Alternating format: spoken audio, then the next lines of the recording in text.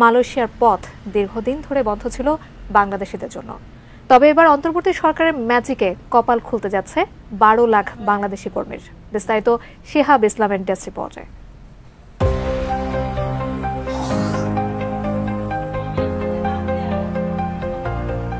মধ্যপ্রাচ্যের আরব দেশগুলো সহ বিশ্বের বিভিন্ন দেশের শ্রমবাজারে ছড়িয়ে আছে বাংলাদেশিরা। সেসব দেশের মধ্যে অন্যতম একটি দেশ মালয়েশিয়া। কিন্তু বিভিন্ন কারণে সাময়িক সময়ের জন্য বন্ধ ছিল বাংলাদেশিদের মালয়েশিয়া যাওয়ার সুযোগ। আর এই সুযোগ গত বছরের 31 মে হঠাৎ হাতছাড়া হওয়ায় বিপাকে পড়েছেন মালয়েশিয়ায় যেতে ইচ্ছুক অগণিত বাংলাদেশি। তবে শেষ পর্যন্ত মালয়েশিয়ায় শ্রমবাজারে ফিরেছে আশার আলো। আসসালামু আলাইকুম। যারা মালয়েশিয়াতে আসতে যাচ্ছেন তাদের জন্য সুখবর। এই মাসেই চলতি মাসে কলিং খোলার কথা আছে, ইনশাল্লাহ চলতি মাসে কলিং হয়তো খুলতে পারে।